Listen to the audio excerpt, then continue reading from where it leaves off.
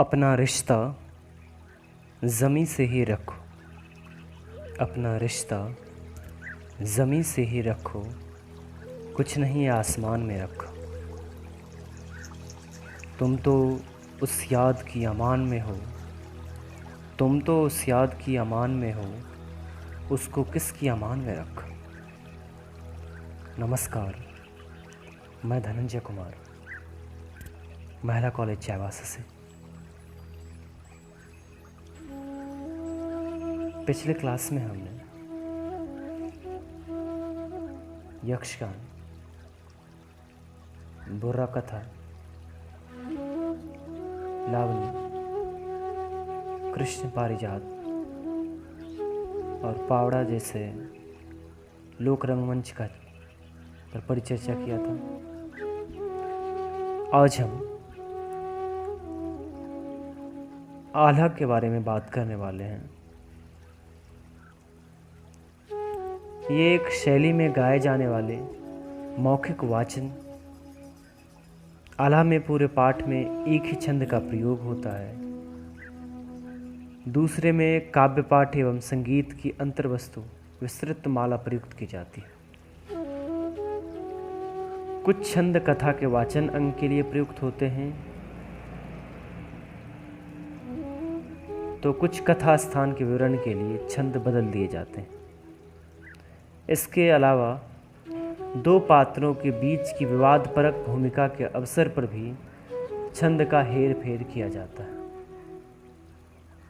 तमिलनाडु के मौखिक आख्यान विलपट्ट में प्रमुख और सहायक गायक के बीच की पंक्तियों के लिए विभिन्न छंदों के पदों और गीतों के वाचन और गायन के विविध प्रारूपों में सहायक गायक तथा समूचे संगीत वृंद के बीच बांट दिया जाता है। मौखिक आख्यानों की संगीत संरचना में लय का तत्व इतना महत्वपूर्ण होता है कि कह सकते हैं उसकी जो निर्णायक भूमिका होती है वो बहुत महत्वपूर्ण होती है। ओडिशा के दशकथिया से लेकर तमिलनाडु के विलपट्टू तक के नाम में प्रमुख तालवाद्य पर रखे जाते हैं। दशकथिया में कथिया उस काष्ठ तालवाद्य को कहते हैं जिसे आख्यानक बजाता है, और विलपट्टू में विल पर धनुषाकार तारवाद्य होता है, उसको कहते हैं, जिसको आख्यान का प्रमुख गायक दो लकड़ियों से बजाता है। मौखिक वाचन रूपों में पाठ तथा कथा वाचन की प्राचीन क्लासिकल जो परंपरा है, उसमें बीच बीच में प्रसंग में भी ये बात ध्यान में रखना होता है कि प्रदर्शन प्रणाली जो है उसका जो मूल स्वरूप है वो बना रहे। सरल समुदाय आधारित एवं जटिल मंदिर आधारित होता है।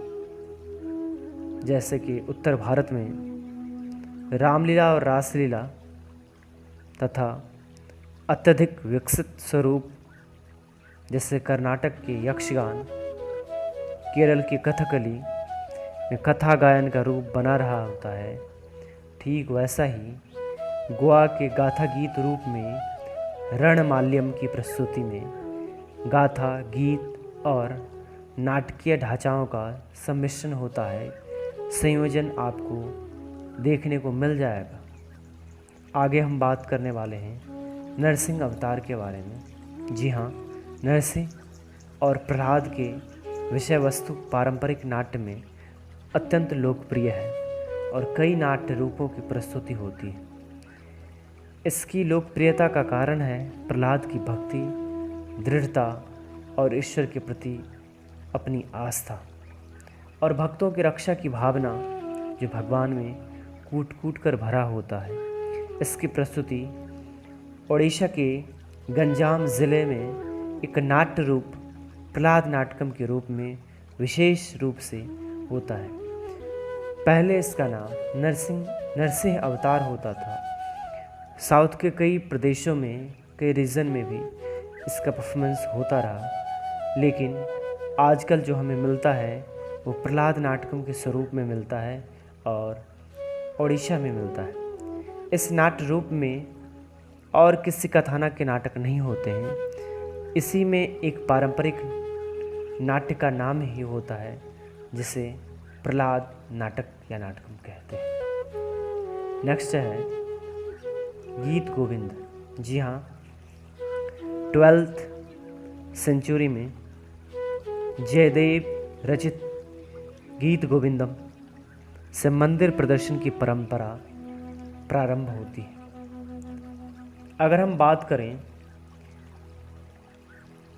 तो भक्ति आंदोलन के बारे में जब हम पढ़ते हैं, ऐसे भक्ति आंदोलन की शुरुआत बहुत पहले हो चुकी थी, जिसके कुछ साक्ष्य 5th-6th सेंचुरी के आसपास भी मिलते हैं, लेकिन मूल रूप से जो प्रमाणिक आधार हैं वो 12th सेंचुरी से स्टार्ट होते हैं और 14-15 आते आते वो अपना ज़ोर पकड़ता है।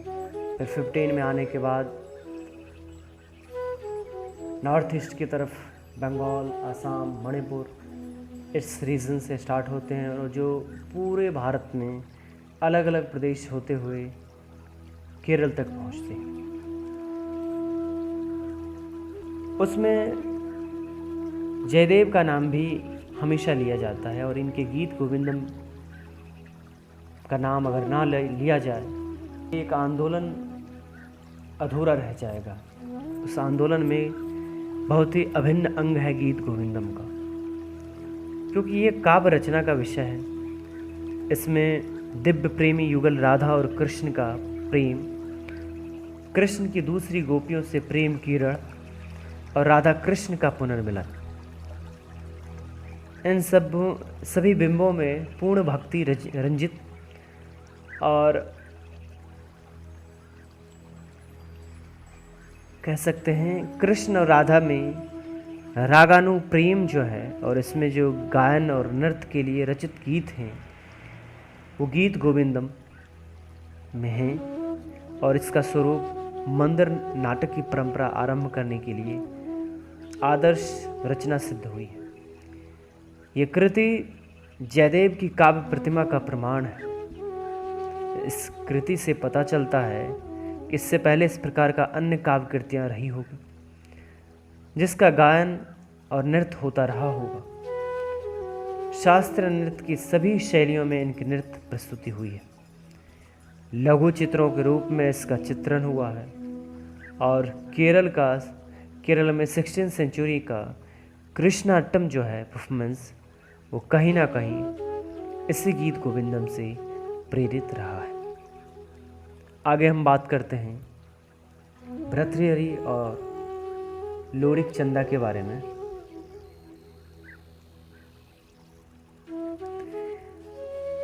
वाचन गायन की परंपरा में प्रत्येक प्रदेश में दोनों ऐसी कहानियां हैं जो साहित्य और मौखिक परंपरा का अंश है। छत्तीसगढ़ राज्य में राजा भर्तृहरि की कथा ऐसा ही है। इसका गायन विभिन्न संगीत शैलियों में अनेक प्रदेशों में किया जाता है। इसकी धुन बड़ी ही इफेक्टिव प्रभावी होती है। छत्तीसगढ़ में बहुत ही लोकप्रिय पारंपरिक कथा लोरिक चंदा की प्रेम कहानी है, जो उत्तर प्रदेश और बिहार में भी थोड़े बहुत मात्रा में प्रचलित है। ये कथा स्थानीय बोलियों में गाई जाती है और इसके कई अलग अलग स्वरूप हैं। जी हाँ, ये वही भर्तृहरि का चर्चा है इसमें, जो नीति शतक, श्रृंगार शतक और इनके वाइफ का नाम जो पिंगला, विक्रमादित्य, तो वही भर्तृहरि राजा की विवेचना और लोरिक चंदा की जो प्रेम कहानी है, उस दोनों का सम्मिश्रण होता है। और वहाँ के रीजनल लैंग्वेज में छत्तीसगढ़ के रीजनल लैंग्वेज में कुछ प्रमुख ज़िले हैं जिसमें ये बहुत ही फेमस है। अब आइए चलते हैं ढोला मारू। राजस्थान का लोकप्रिय पारंपरिक गाथा गीत है ढोला मारू, जो पास के क्षेत्रों बुंदेलखंड और छत्तीसगढ़ में भी प्रचलित है। एमपी के भी कुछ रीजन्स में ढोला मारू बहुत प्रसिद्ध है। एमपी, राजस्थान, छत्तीसगढ़ के एरिया में ये बहुत ही प्रसिद्ध है। ये भी एक प्रेम कहानी है, प्रेम कथा है। गायन शैली अलग अलग प्रदेशों में थोड़े बहुत बदल जाते हैं, क्योंकि उसके रीज़न अलग होते हैं, फिर उसके लैंग्वेज अलग होते हैं, फिर उसके टोन, उसके एनंसिएशन, प्रोनाउंसिएशन, फ्लुएंसी, इन तीनों चीज़ों पे डिफरेंस हो जाता है। और गायक का जो एक प्रेजेंटेशन फॉर्म है अभिव्यक्ति की, उसमें सीमित मुद्राओं का प्रयोग होता है। पंजाब के प्रसिद्ध गाता गीत जो है हीर रांझा और सोहनी महवाल का जो है वो भी इसमें आपको देखने को मिल जाएगा। धार्मिक और अलौकिक संदर्भों में मौखिक उत्सवों के समय, कृषि के समय चक्रों के अनुसार, मंदिर में उत्सव के समय, धार्मिक कृत्यों के समय, या कोई भी जो सेरेमनी होता है ओकेशनल, फैमिली ओकेशनल जो होता है सेरेमनी, या पारिवारिक उत्सव हो, मेला हो, इन सबों में अंश रूप से विश्वास लोगों का रहता है। इसलिए विचारों तथा हितों के लिए समाज में बड़ी महत्वपूर्ण भूमिका अदा करती है, और वो होती है संस्कृति। हाल के वर्षों में ये जनसंचार माध्यम बहिष्कृत कर दिए गए हैं, उनकी भूमिका का महत्व कम हो गया है। उनके प्रदर्शन के स्थान अब अवसर अधिकतर जन संचार माध्यम जो है वो ले लिया है। मनोरंजन की जो एक अचूक साधना थी ढोला मारू, वो कहीं ना कहीं इस भौतिक सुख सुविधा ऐश्वर्य के चलते मनोरंजन का जो एक परिवेश है वो धीरे धीरे बदल गया है। और कहीं ना कहीं वो TV, internet, Facebook, WhatsApp, Instagram, hike, न जाने कितने टेक्निकल चीज़ें बढ़ती गई, और ये सारी टेक्निकल चीज़ें कहीं ना कहीं उस सभ्य कह सकते हैं संस्कृति पर दबाव डाल कर उसे बदल दिए। और आज भी ये अपने स्वरूप से बदल रहे हैं, हर दिन बदल रहे हैं। और मनोरंजन में जो मेला संस्कृति के संदर्भ में रख दिया जाता था, कहीं ना कहीं वो आज छोटे छोटे बिखरे बिखरे से नज़र आ रहे हैं। फिर भी कुछ पारंपरिक इलाके हैं और कुछ कम्युनिटीज़ हैं जो उन्हें आज भी सुचारू रूप से चलाए जा रहे हैं। अगला है पाली। जी हाँ, असम में पाली में एक प्रमुख गायक के साथ गायकों का दल वाद्य वृंद होता है, एक तरह से कह सकते हैं। यानी वो गाने बजाने वाले जो होते हैं उनकी एक कमेटी होती है, टोली होती है, वाद्य वृंद होते हैं। प्रमुख गायक महाकाव्य और पुराणों की कथा का गान करता है, जो प्रमुख सिंगर होता है, और पाठवी तथा गायन के बीच टिप्पणी करता है। संक्षिप्त नृत्य टुकड़े भी प्रस्तुत करता है। पाली में कभी कभी कोई संस्कृत नाटक या काव्य का वाचन एवं टिप्पणी के लिए भी लिया जाता है। इस प्रकार महाकाव्यात्मक परंपरा पर आधारित भारतीय संस्कृति के पाठ में वाचन और कथा गायन के प्रमुख तत्वों के साथ बड़ा सशक्त प्रदर्शन का भाव है। इसमें गाए हुए एवं पाठ के रूप में वाचिक आख्यान के अनेक रूप हैं, जिसमें वारी लीवा मणिपुर का एकल कथा गायन रूप है, ओडिशा का एवं केरल के दास्तान पुतली प्रदर्शन,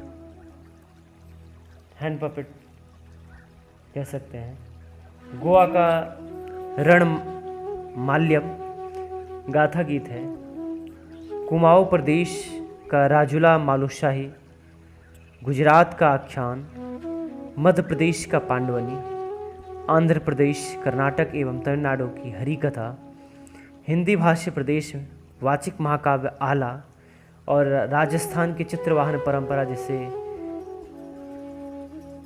पाबूजी की पेड़ या पढ़, और महाराष्ट्र का चित्रकथी वाचिक आख्यान की विविधता, इन सभी का अभिव्यक्ति कहीं न कहीं समावेश है। तो इस तरह से हमारा जो लोक रंगमंच का जो सीरीज चल रहा था उसे मैंने समाप्त किया। इस लोकमंच सीरीज़ के बाद अगले सीरीज़ में हम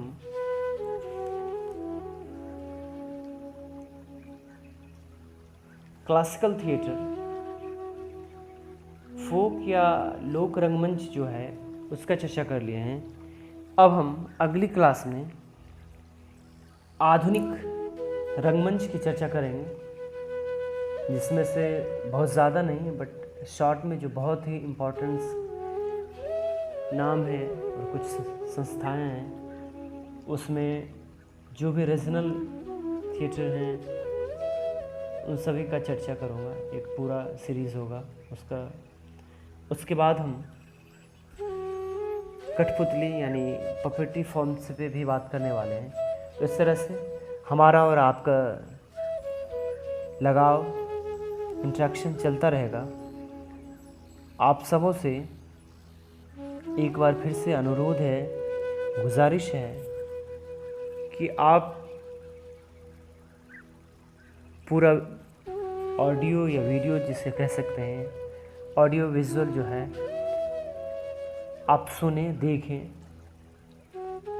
और आप कमेंट ज़रूर करें। आपके कमेंट का हमें इंतज़ार रहता है, क्योंकि मैं क्या बना रहा हूँ और जब तक वो फीडबैक ना आए तब तक पता नहीं चल पाता है कि आप बना क्या रहे हैं। फीडबैक आने से मैं हर संभव प्रयास करूँगा कि जितना मैं कर पा रहा हूँ और अच्छी जानकारी आपको दूँ, ताकि आप रंगकर्म के क्षेत्र में हो, आप परफॉर्मेंस के क्षेत्र में हो, आप टीचिंग लाइन में हो, आप बीएड कोर्सेज में हो या कोई भी अदर कोर्सेज में हो, चाहे पीसीएस एग्ज़ाम हो, यूपीएससी का एग्ज़ाम हो, आपके प्रिपरेशन में हमारा ये एक अंश, एक टुकड़ा थोड़ा बहुत भी अगर सहयोग करता है तो आप एक लाइक, कमेंट ज़रूर करें। तो अब हमें दीजिए इजाज़त। नमस्कार।